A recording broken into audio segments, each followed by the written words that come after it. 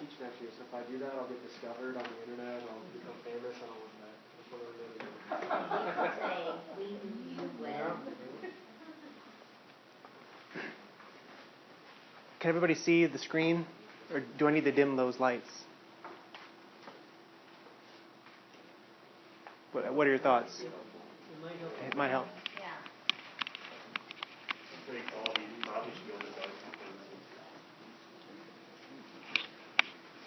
I'm sure the glare off my forehead isn't helping either. So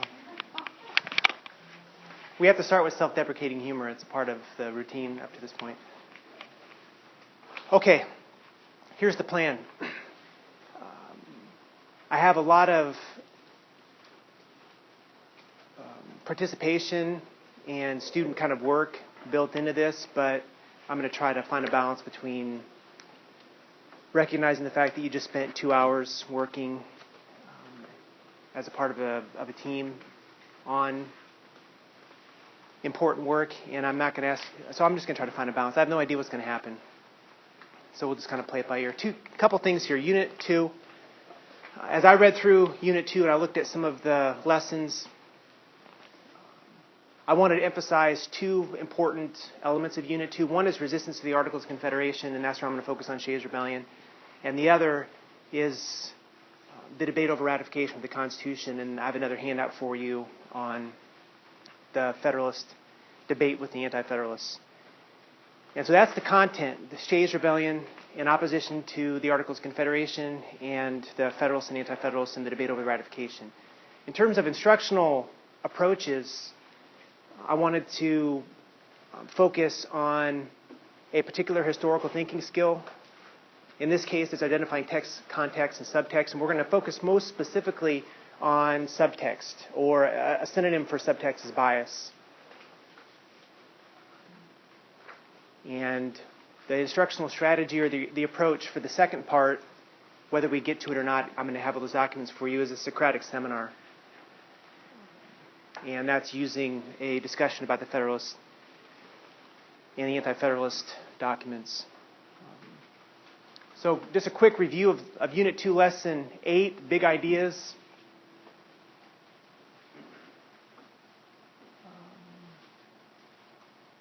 Why and how were the articles created? What problems did the articles address? And Lindsay walked through in great detail those discussions about the Articles of Confederation.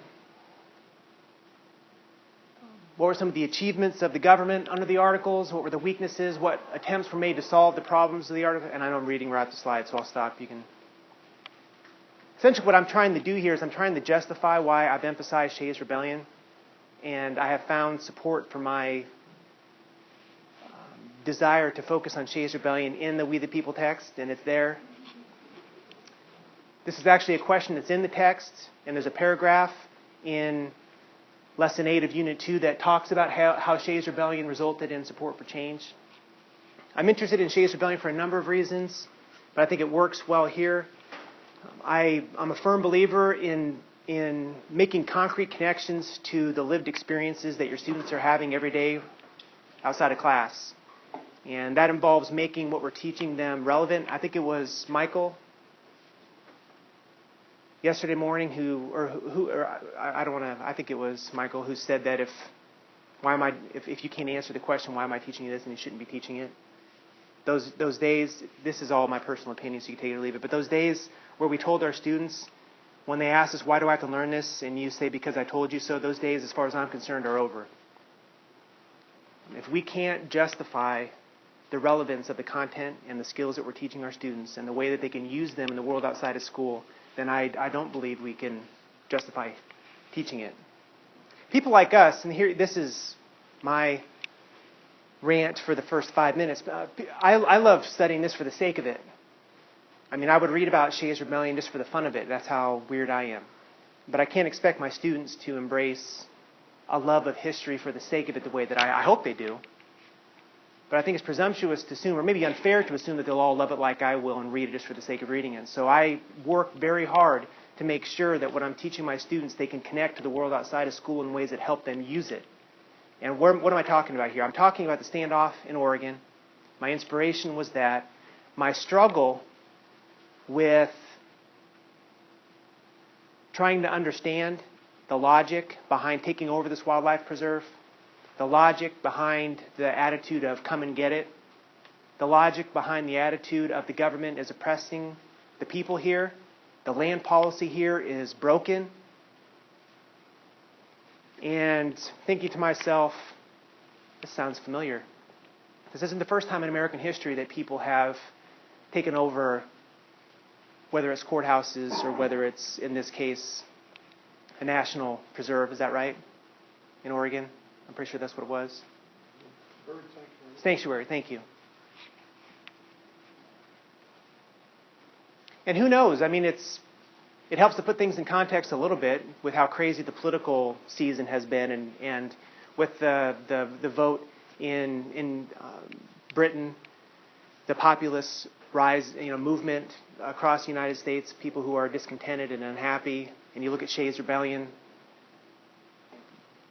Part of the reason that I chose an excerpt from Howard Zinn's A People's History of the United States about Shays' Rebellion, a couple of reasons. One, I challenge you to find any high school history textbook that really addresses Shays' Rebellion more than a paragraph, and you're not going to find it.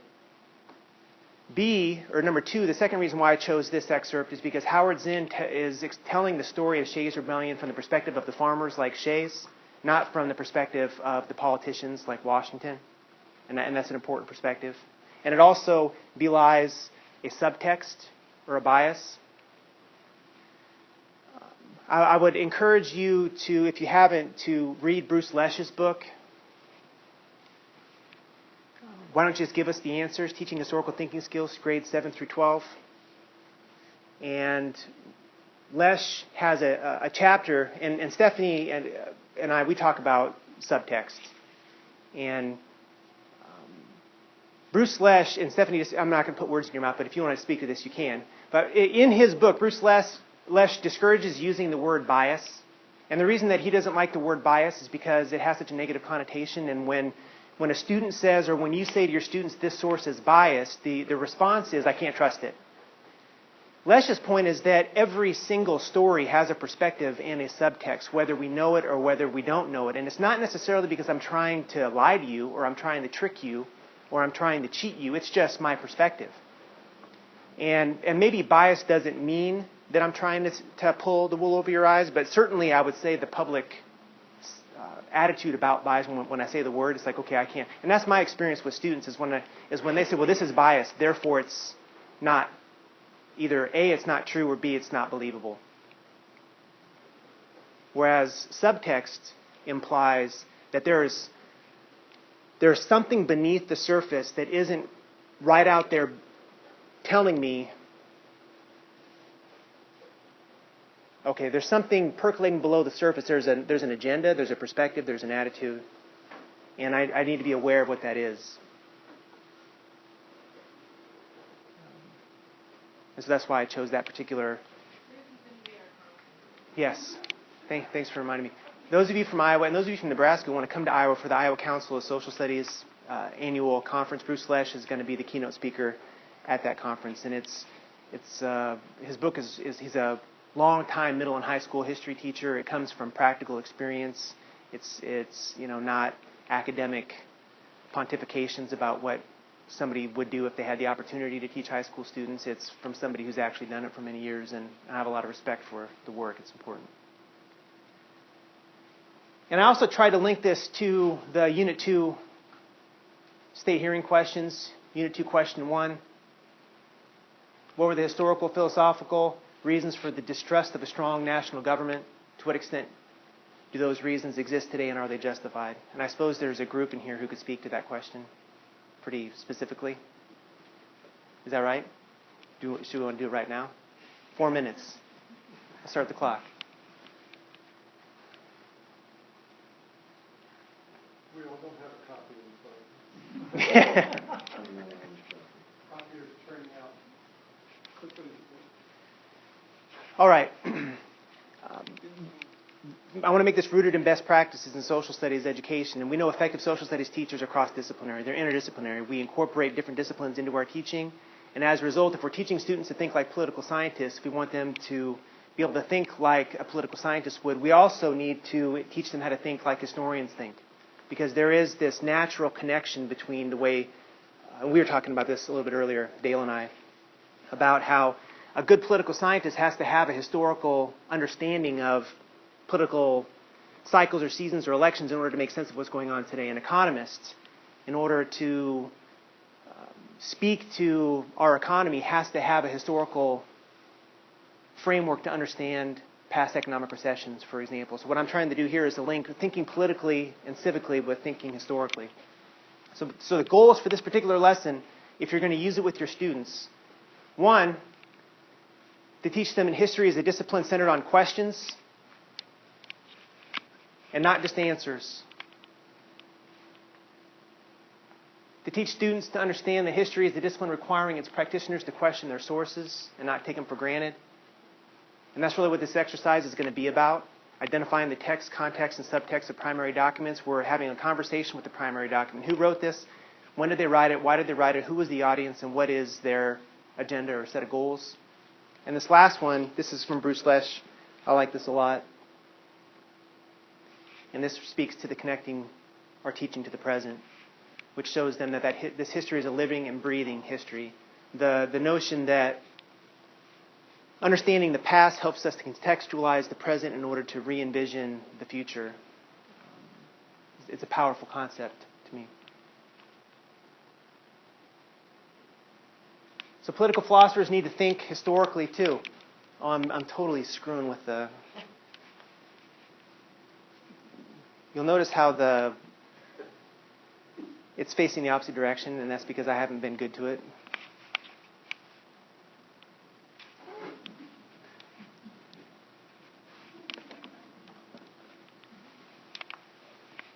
Can we edit that out, please? I'll try not to move over there. That's what's causing the problem, is I keep moving too much. I like this particular quote. Take a second to look at it if you would. Is it too small? Should I read it? Would that offend anybody if I read it out loud? Students learning history do not yet share the assumptions of historians. They think differently about text sources, argument, and the structure of historical knowledge. Students may reject the transplanted activity, engaging students in some legitimate disciplinary activity without restructuring the social interaction, or challenging students' presuppositions may yield only ritualistic understanding. And that's really why this lesson focuses on engaging with the text, having a conversation with the text, is so it's not just a static, one-directional conversation that becomes ritualistic. And that's one of the, as you dig into the teacher's edition of the We the People text, you might notice that the teacher's edition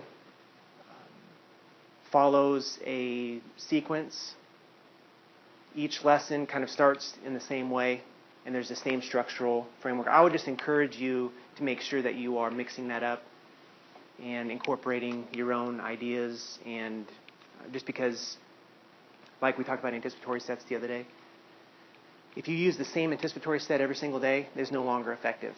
It's no longer engaging their thinking right away. It becomes routine. If you've ever been in a middle school English language arts classroom where the English language arts teacher starts with a sentence on the overhead or the document camera and the students have to find the grammatical mistake every single day, that's their anticipatory set. Or if your students come into the class and every single day you've got a question on the board and the answer to the question every single day, it's a bell ringer. It gets them quiet. It gets them attentive and getting ready to work. And I understand that. But when you do the same thing every single day, you're defeating the purpose of the anticipatory set. It becomes a ritual, and it's no longer serving the purpose that it could serve, which is to prime the pump of the brain to get the students actively engaged in the learning. So I would just encourage you to think about that as you go through that text. Okay, so what would we do? Here's what I'm going to do. I'm going to explain to you what I would have students do, and then we're going to do a little bit of it, and then we'll talk about why we're doing what we're doing. So here's what would happen if I were to give my 17-year-old or 16-year-old students this document packet. One is I would give them a chance to read, or I would assign it outside of class. Read the 2.5 pages from Howard Zinn's People's History of the United States. Are there people in here who either have read or how many people have read parts of or Howard Zinn's People's History of the United States? Many of you have. Has anybody taught out of Howard Zinn's People's History of the United States? By taught out of, I mean not necessarily as your textbook, but used portions of it? Documents, passages. Okay. I would say that in my own experience, I didn't read Howard Zinn until I was a graduate student. I had an undergraduate degree in history before I knew that Howard Zinn was a historian. And I think, I feel, I'm not, angry is not the right word, but I felt like I lost an opportunity to engage in a conversation with a very different perspective about United States history than I had been exposed to up until graduate school. It's not the truth of history, but it is a part of the conversation that we rarely have with our students from a perspective that they rarely encounter. When I taught AP US History, the first week of school, my students would read Chapter 1 of Howard Zinn's A People's History, which was the first time that a mainstream historian wrote about the experience of Columbus from the perspective of the Native Americans. It's Chapter 1 of A People's History, published in 1980. And Howard Zinn wrote about, he used Bartolomé de las Casas' journal, who was a Dominican priest who sailed at the time of Columbus. He sailed on the third, maybe or the fourth wave with Columbus. And he wrote a book called The History of the Indies, where he describes the encounter between the Native Americans and Columbus's men, reporting back to the king and queen. And he describes in great detail that encounter. I have an aunt who is a lot more conservative than I am. I still love her and everything, but You felt that needed to be said. well, I'm trying to lighten the mood a little bit. So it's Thanksgiving, and my aunt is pissed.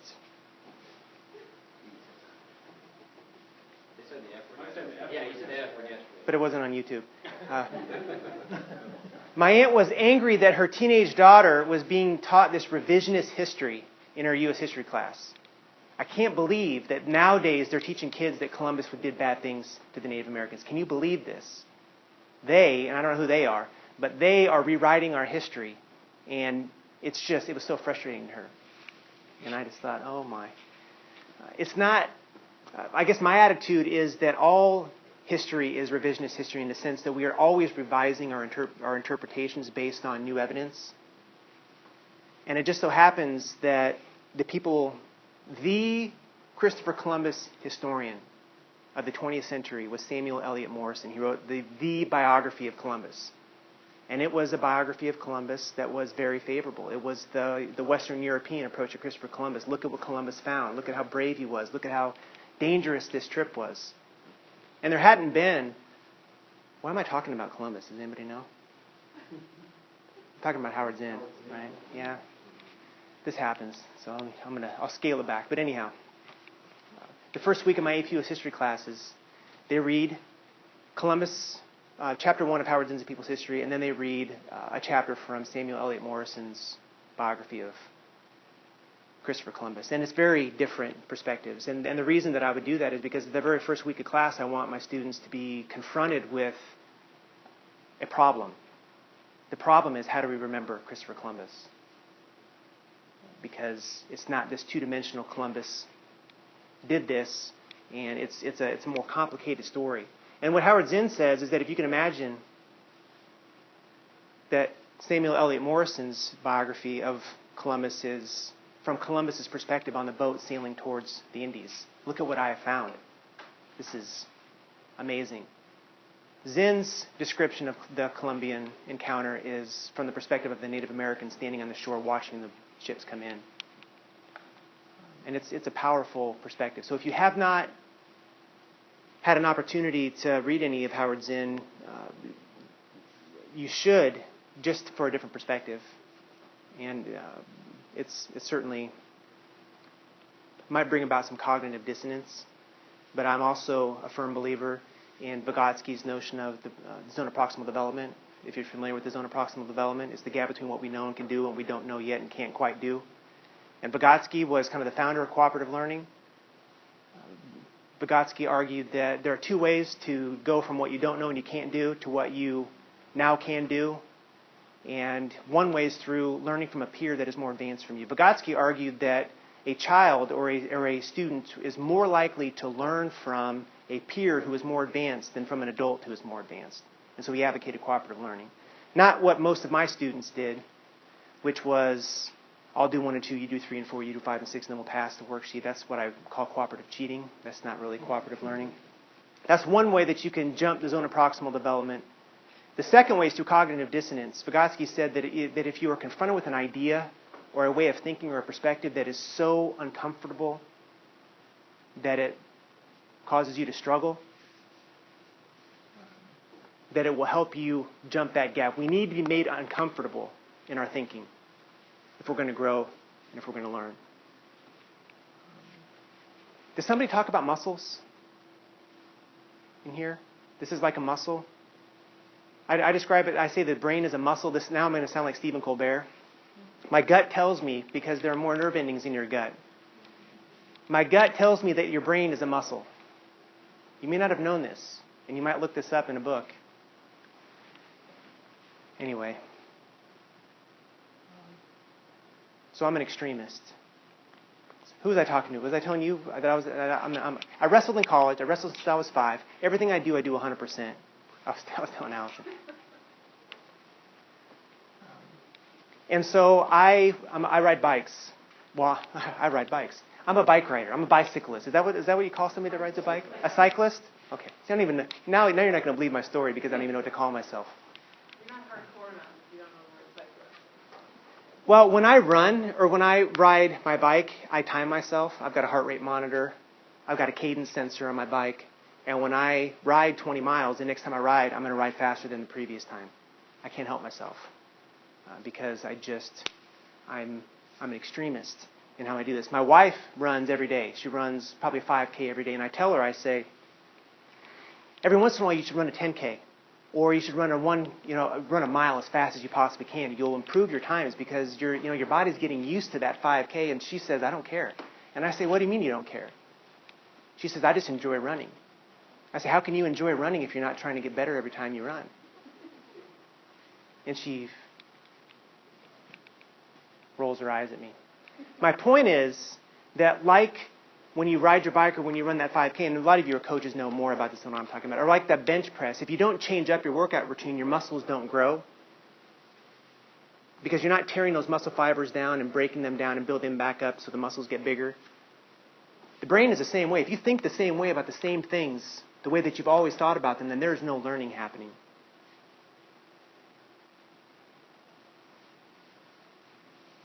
Which is why I would encourage you to read and go to those sources. Many of you, I was talking to Thomas about, you were saying that you listen to Fox News or you watch Fox News and MSNBC or CNN, or you're one of the 3 people that watches MSNBC. That's a little Bob Lemming joke. Sorry, I thought I'd throw that in there. Nobody thought it was funny. But what's new? So anyhow. So students read. This is day 3. Today is not this.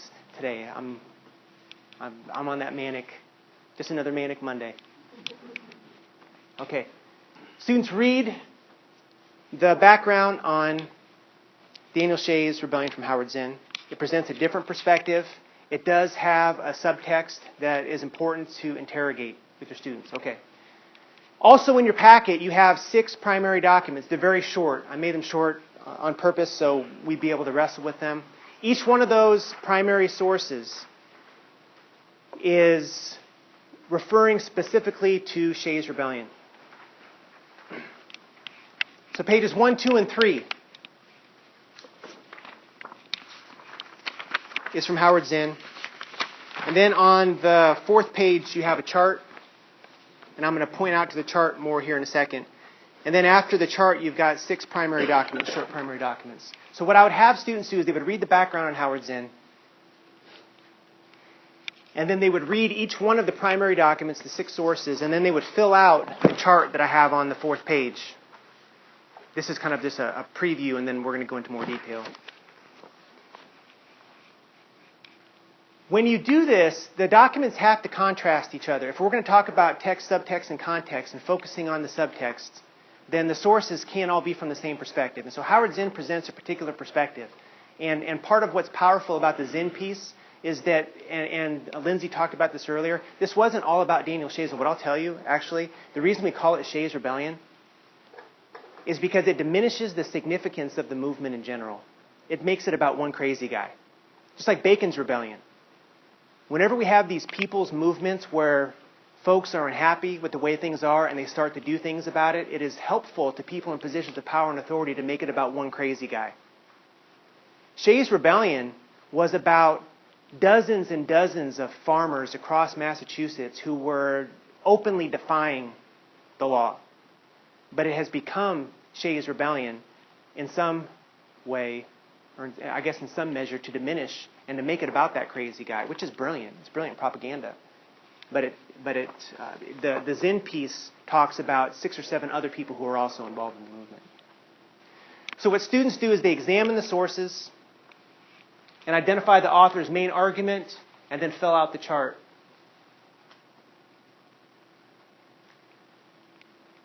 If you take a look at the chart, I have each one of the sources, and then I have adjectives, a quote, and a descriptor, and I'm going to talk more about that in just a minute. We're going to practice the first one together. The reading between the lines part, if you look at this chart, and in the documents that we're going to put on the Google site, you'll have, I don't have this in there. Actually, I don't. I didn't photocopy this for you, so I apologize. But this will be in the document that I uploaded to Google Docs. So as we analyze the primary source, and I'll put this on the screen as you're looking at them here in a second so you can use it. The text is what's visible, what's readable, what information is provided by the source. The context is what's going on during the time period. What background information do you have that helps explain the information in the source? And then the last one is the one that is probably the least familiar to students, and that's the subtext. What's between the lines? For example, the author, who created it and what do we know about that person? And how is who they are influencing the perspective that they're bringing to this? Audience, for whom is the source created? And then why was the source produced when it was?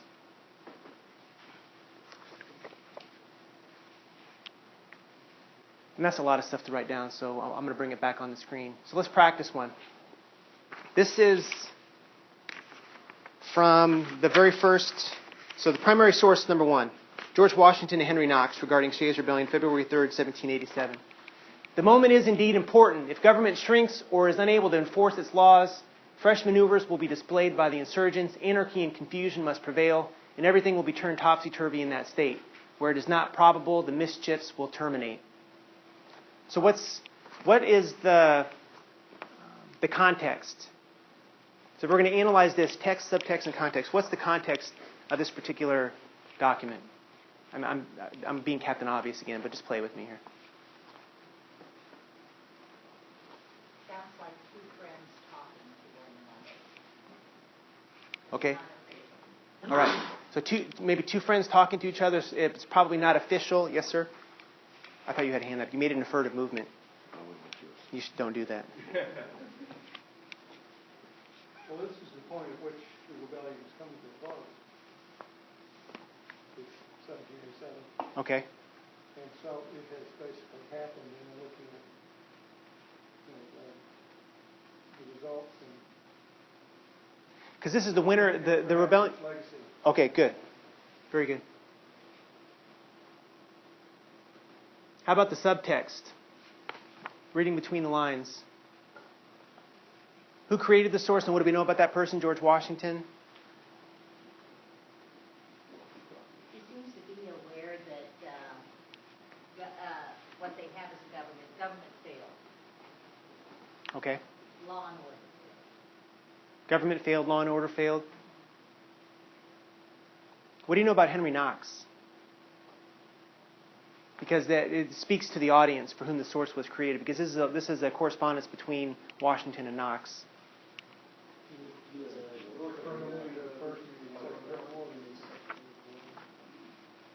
Yes, he serves in the American Revolution.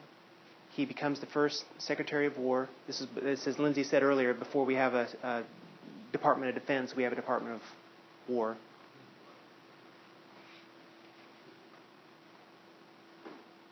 Why do you think the source was produced when it was?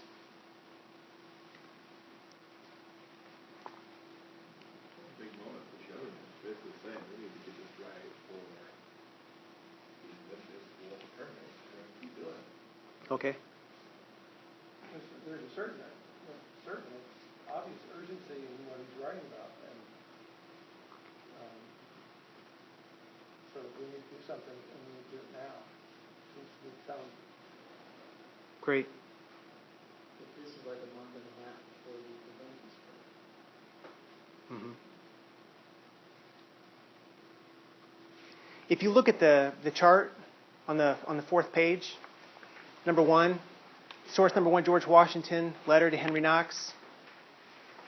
Part of helping students dig into the subtext piece is interrogating the source in a slightly different way. So that first category, it says adjectives. What adjectives would you use to describe Washington's letter? Hold on a second, I have a slide for this.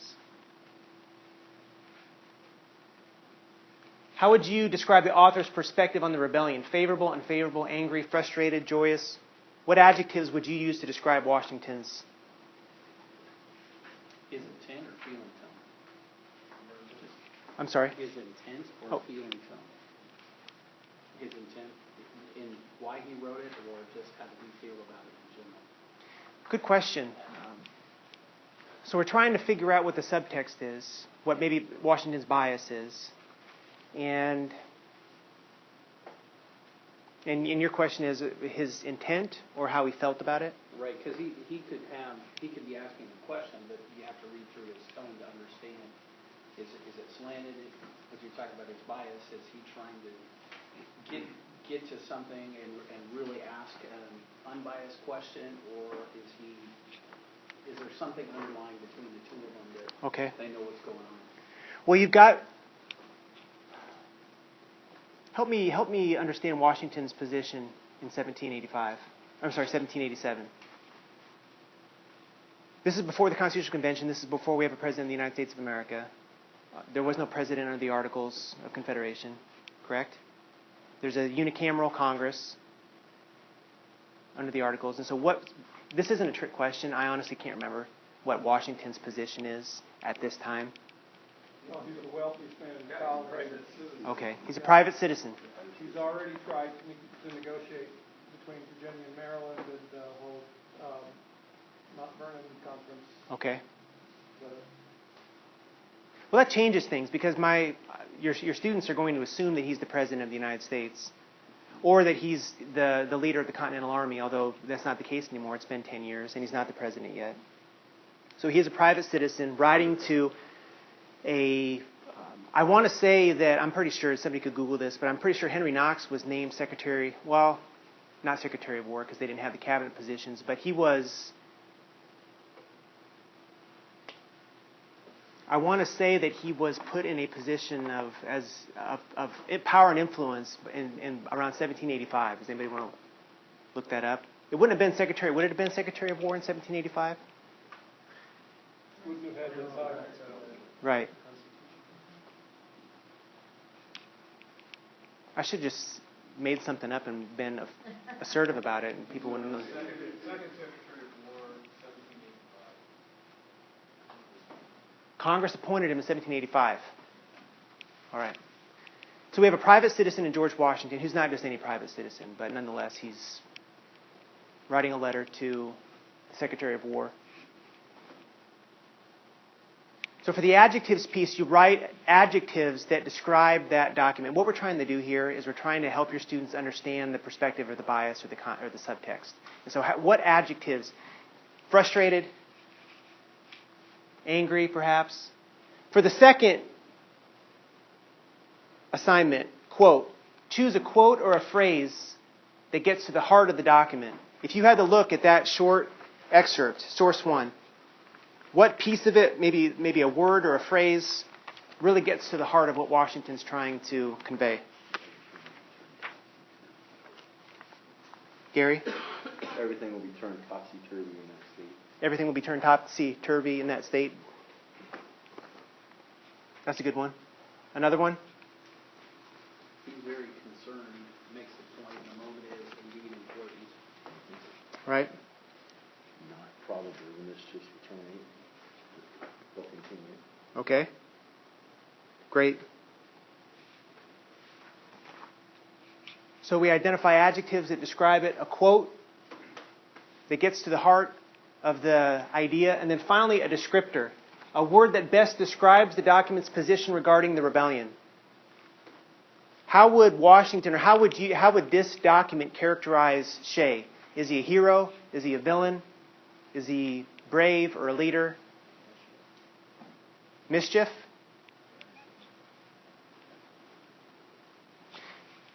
Okay, let me take a step back. Why are we doing this? In Bruce Lesch's book, in chapter 1, he begins to teach his students about thinking historically by challenging them to interrogate a historical figure that is somewhat controversial. And the historical figure that Lesch uses is Nat Turner. How do we remember Nat Turner? So in 1831, what's that? Turner's Rebellion. Yeah, Turner's Rebellion. In 1831, Nat Turner leads the rebellion. The rebellion is put down. Turner is killed. The state of Virginia considers actually outlawing, the Virginia House of Burgesses considers outlawing slavery because of how devastating this is. I mean, slave owners are going to bed at night worrying if their slaves are going to sleep in their quarters. And if you've read about Nat Turner's rebellion, it's brutal. Perhaps understandably so. But how do we remember Nat Turner? If you were going to make a historical marker to Nat Turner, is he a hero? Is he a fanatic? Good. Yeah, that's a good word to describe him. When I teach that unit out of Lesch's book, I do the same activity for Malcolm X. How do we remember Malcolm X? Is Malcolm X a great civil rights activist, a great leader, an advocate for important social change? Is he a radical? Is he a... you get my point? So with Daniel Shays, we're doing the same thing. And in order to kind of dig through that, we need to look at these primary documents and say, how do people remember? How are we going to remember him? Well, Washington probably is going to remember him as a mischievous fanatic. Let's take a look at so here's what we would do.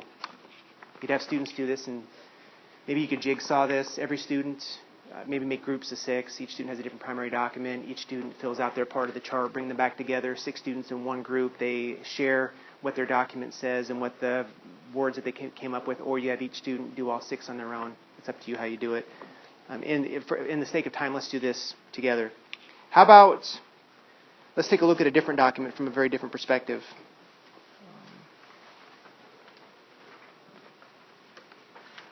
Let's look at source number 3. It's a letter from Thomas Jefferson to William S. Smith. There's a number 3 on the page, although it's not the 3rd page. Take a couple of minutes and read through that source from Thomas Jefferson. I'm going to turn the lights up just because on this part of them it's dark.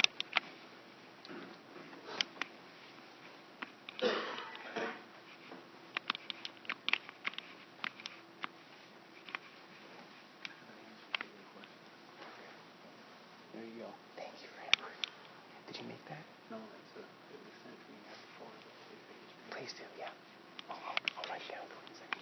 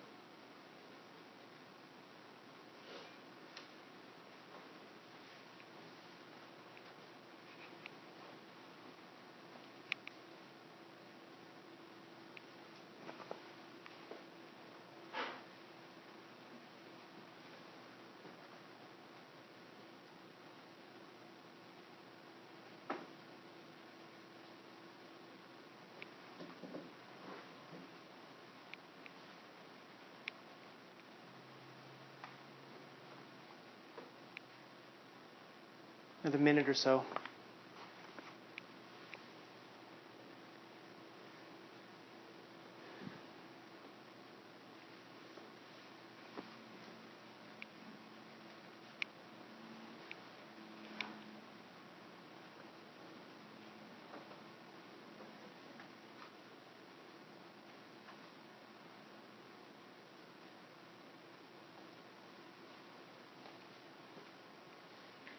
If we go through the same process and look at that chart, you don't have to look at the chart. I've got the questions on the board.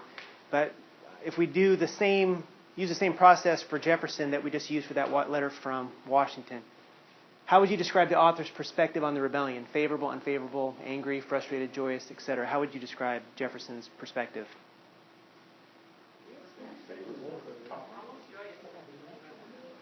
This is the Tea Party's favorite club. Is it really? Yes, the tree of liberty must be from time to time watered with the blood of patriots and tyrants. Man, that sounds extreme, doesn't it?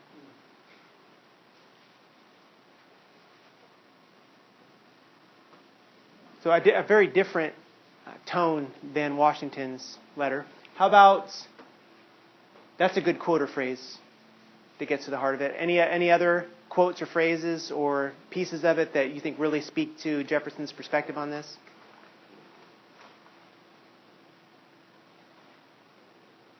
It's almost like commending them for rebelling, because in history produced an instance of rebellion so horribly conducted that he's almost admiring how they did it. Mm-hmm. Yeah, good. It's just interesting how in such a short period of time, like these guys were the kind of trying to stick it to the man, and now they are the man, so to speak. And so I think he's just kind of like, he's almost amused by it. Well, that's a powerful perspective, and that got me thinking too, because you're right. 10 years earlier, you have the John Adamses and the Sam Adamses and the Patrick Henrys and the quote-unquote radicals. And now they, almost to a person, are the ones who are highly critical of the goings-on in Massachusetts. Well, I found it interesting in the Zinn reading, Sam Adams says, no, we're putting these guys to death. If you do that in a monarchy, that may be something where you can pardon, but if you do that in a republic, a democracy, then you're going to get the news, basically. Mm-hmm. So I don't know why he thinks they're so huge. One deserves death, the other deserves a pardon. But Good question.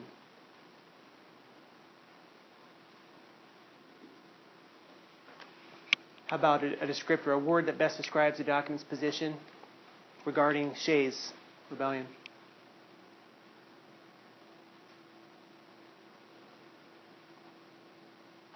And it doesn't have to be one of those words. I'd say Brave? I got dead. Okay. Potential martyr. Potential martyr? Well, he was sort of the Howard Beale. He was Mattisell and wasn't taken Mm-hmm. Tends to be what rebel leaders often are. Absolutely. Makes me think a little bit of the future debates between Hamilton and Jefferson over the French Revolution. When the French Revolution breaks out in July of 1789, and Jefferson is an advocate for American support of the French, and Hamilton is, if not supporting, well, am I correct that Jefferson wants us to be more supportive of the French Revolution, whereas Hamilton wants us to stay neutral on it because it will potentially hurt our economic relationship with the British? And it's Jefferson, again, kind of seeing the principles of the American Revolution in the French Revolution, and maybe Jefferson seeing some of those same principles in Western Massachusetts. I have 3 letters from Jefferson and 2 letters from Washington of those 6. I also have some more that we can take a look at, additional sources. These aren't in the packet because I wanted to keep it manageable. But here's a quote from Abigail Adams. With regard to the tumults in my native state, ignorant, restless desperadoes without conscience or principles have led a deluded multitude to follow their standard under pretense of grievances which have no existence but in their imaginations. And she wrote that in January of 1787. We could do that same activity with Abigail Adams. Here's a quote from James Warren to John Adams. In October of 1786, we are now in a state of anarchy and confusion bordering on civil war.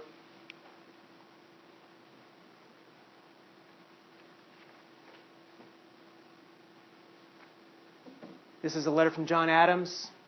Don't be alarmed at the late turbulence of New England. The Massachusetts Assembly had, in its zeal to get the better of their debt, laid on a tax rather heavier than the people could bear. But all will be well, and this commotion will terminate in additional strength to government.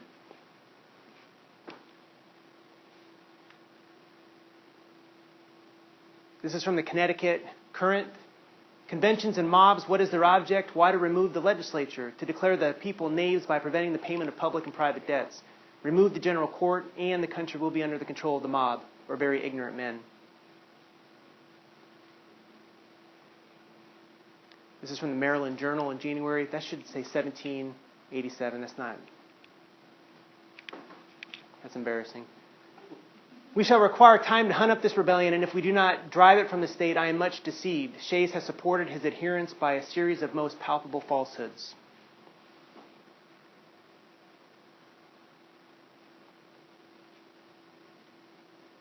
Some newspapers actually published comments from Daniel Shays himself. This is from the New York Journal, February of 1787. Call for the county of Hampshire to be immediately assembled in arms to support and maintain the rights and liberties of the people. So Shays is framing this in perspective of rights and liberties. However unjustified the rebellion's measures may be, various circumstances have induced them. That virtue which characterizes the citizen of a republican government have hitherto marked our paths with innocence. Again, the point of this exercise is to introduce your students to historical thinking skills, challenging them to really interrogate text, context, and subtext, reading between the lines. What is the subtext here? And using that information to come to a conclusion about how we should remember somebody. On the last page of the packet, and I'm going to show this on the screen in a minute, this is the culminating experience of this lesson. You've been commissioned by the United States National Park Service to develop a historical monument in Washington, D.C. to acknowledge the legacy of Shays' rebellion. Your task is to develop the inscription for the monument that describes your interpretation of Shays and his actions. Your inscription should take into account these two things: the specific factors involved in the event and the various reactions to Daniel Shays. And then after students write the inscription at the bottom, they have to answer this question: why I came to this decision. What documents most impacted your decision and why. We didn't read through all the primary documents, but if you were going to write the inscription on the monument to remember Daniel Shays, what would we write? How do we remember Daniel Shays? As a mischievous rebel who deserves to be executed? As a heroic revolutionary fighting for the rights of the people? How do we remember him? What would you say?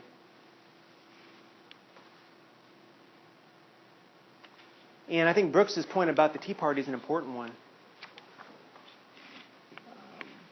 Again, those people at the Bird Sanctuary were, I don't know if they officially called themselves Tea Partiers, but they certainly evoked kind of a state of mind in that. Mm-hmm. Which is interesting because Howard Zinn's perspective, for those of you not familiar with Howard Zinn, he was a bombardier in World War II, flew bombing missions, and came back and asked difficult questions about whether or not World War II was as just as everybody said it was. He questioned whether or not, and this is in his autobiography, it's called To Keep You Neutral on a Moving Train. Zinn has this kind of epiphanal moment where in 1945, towards the end of the war, his squadron is given an assignment to bomb a small village in France.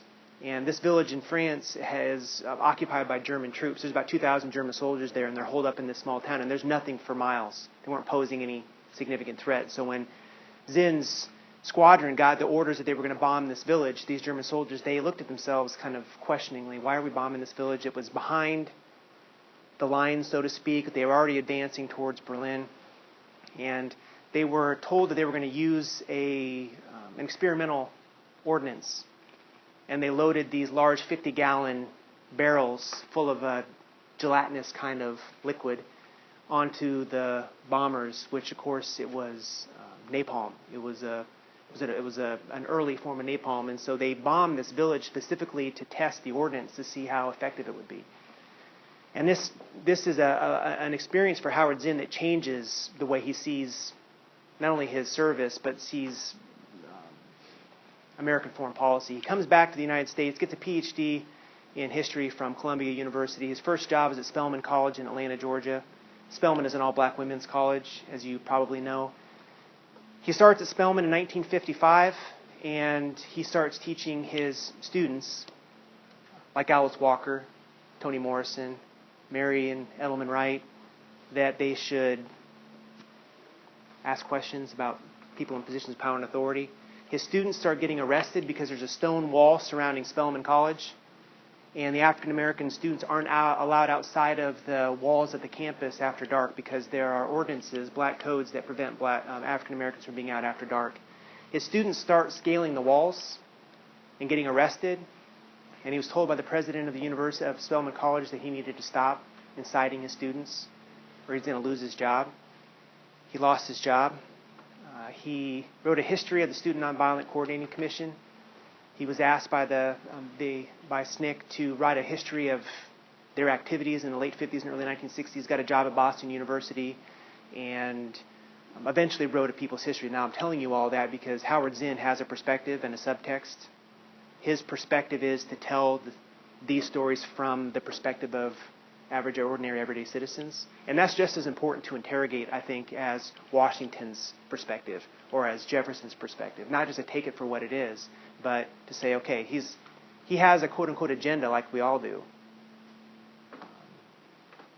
It's an agenda to expose you and I to a perspective that many of us haven't been exposed to. And some people dismiss him outright because of that, as opposed to the historians who pretend to be objective, even when it's impossible. How many, just by a show of hands, how many of you think that Shays and Shays Rebellion and the folks who represent Shays Rebellion should be remembered more as heroes? If you had to pick, how many people would say heroes? I need to come up with Stephanie, I need to come up with a third group here to make you happy. So a few maybe. How about a villain? What's the group in between going to be? Necessary evil. Flawed hero. A flawed hero? A necessary evil? Misguided. Misguided? Misguided patriot. A misguided patriot. Conflict in need of negotiation and arbitration, which neither side obviously seems to feel like they wanted to do. Yeah.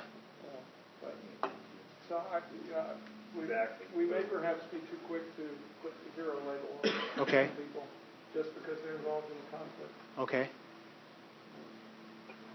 Can I hear? Yes, Lori. One of my favorite examples of that flawed hero is John Kerry. John ran for president of Nebraska. Governor of Nebraska. Bob Kerry. Bob Kerry. Ran for president of the United States. He loved governor of Nebraska. Served as senator for Nebraska. Dated never winner. Just everybody loved him. Couldn't go wrong. He was a Vietnam vet who had lost one part of his leg. The guy seemingly had no flaws. No honor. Yes. And Medal of Honor winner, and then they exposed that he, in his Medal of Honor victory, had shot women and children.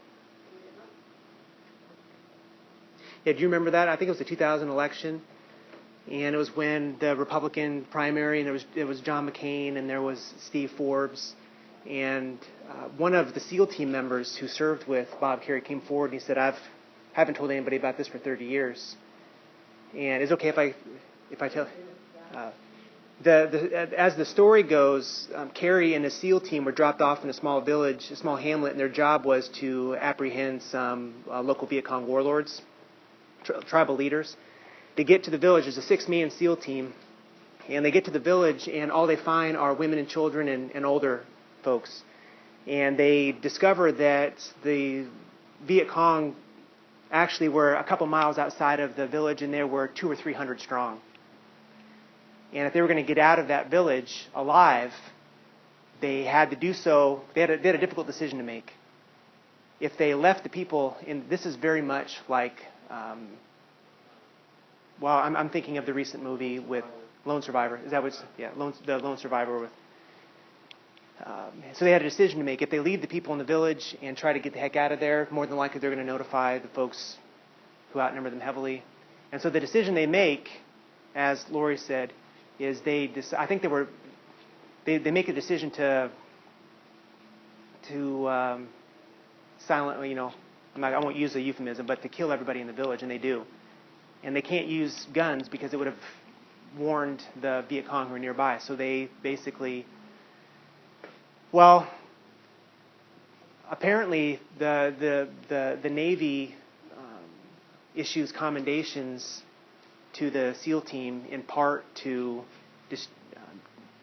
recraft the narrative from what it really was. And it was a difficult thing. I remember watching, I'm glad, well, I'm not glad because this is a sad story, but I remember seeing Bob Carey on TV, and when he told that he was dropped, when he got interviewed, and he was really emotional, and it was, a burden that he had bared for many, many years.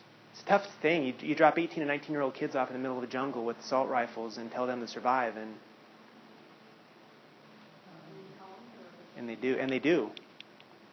Very difficult situation. No, that's okay. Well, the other Carey is a good example too. You've got John Kerry. Or you've got Ron Kovic, who wrote Born on the 4th of July. Vietnam vet, goes to Vietnam, comes back home and says, well, wait a second here. Should we be doing this? And then people struggle with whether or not they're a hero or whether or not they're a quote-unquote traitor. You remember the John Kerry debates, what was it, 2004? And the fact that he had thrown his away. Yeah. Because he was part of, was it the Vietnam Vets Against the War? Was that the name of the organization? He won his battles, and then he came home and was a real proponent of ending the war. Yeah. Well, the comparison that I was going to make is, fair or not, was to the Occupy movement. It's not really the Occupy movement. That's a different movement. But I have a 5-minute ABC News description of the events in Oregon, and it's not enough, but we could watch this and maybe talk about whether or not we think that what they did is similar to what Shays did and how we should remember them. I'm not sure what the volume is going to... Actually, I don't have the volume ready. Should we take a break?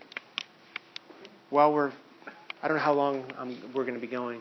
Why don't we take 5 minutes so I can get the volume set up? Okay, 5 minutes.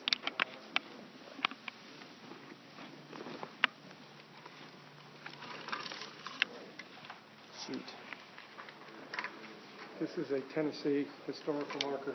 That one right there is? Yes. Is it really?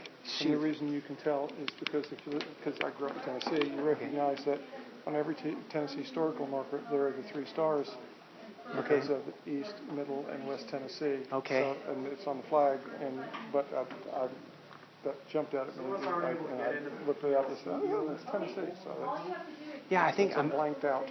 I'm sure what I don't know if I blanked that out, but I think I Googled historical monuments, and I just picked one. But maybe I should put that on there. If you do Tennessee historical marker, it'll come up and we'll have that circle. Okay. Well, thanks for pointing that out. Very cool. And only somebody from Tennessee is probably going to...